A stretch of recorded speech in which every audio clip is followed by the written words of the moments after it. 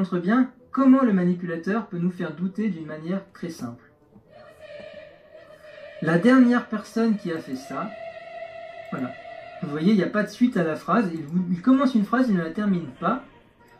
C'est à vous de deviner la suite, c'est à vous d'interpréter ce qu'il a voulu dire. Alors il y a de nombreuses variantes possibles à cette phrase-là.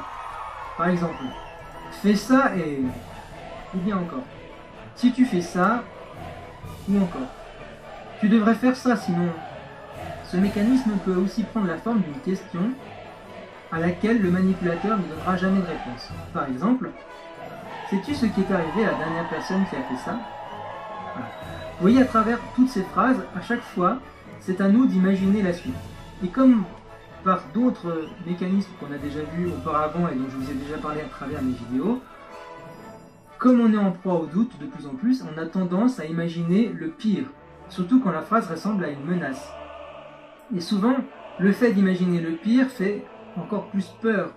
En effet, une fois qu'on est sous l'emprise du manipulateur, une fois la confusion et la peur installées, une fois qu'on croit ce manipulateur tout-puissant, en tout cas c'est ce qu'il essaie de nous faire croire, une fois tout cela mis en place, eh bien forcément on manque d'objectivité, on ne regarde plus les choses en face telles qu'elles sont, et on s'imagine qu'il est capable de choses dont en fait il n'a pas du tout le pouvoir, il n'a pas du tout le pouvoir de réaliser ce dont on a peur, mais on va s'imaginer des choses terribles, juste par cette suggestion, juste parce qu'il ne finit pas ses phrases, parce qu'il nous a mis dans un contexte dans lequel on a peur de tout, dans lequel tout est confus chez nous.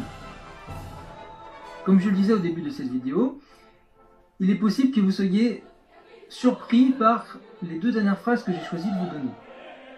La première de ces deux phrases, c'est celle que je viens de vous donner à l'instant. Je dis surpris parce qu'en fait, il ne s'agit pas en réalité d'une phrase entière, mais plus d'un principe. C'est ce qu'on vient de voir, hein. Le principe, c'est ne pas terminer sa phrase pour laisser l'autre dans la confusion et qu'il s'imagine le pire. On se demande toujours qu'a-t-il voulu dire.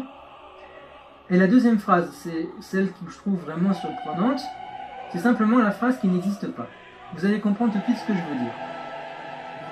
Je parle en fait du silence.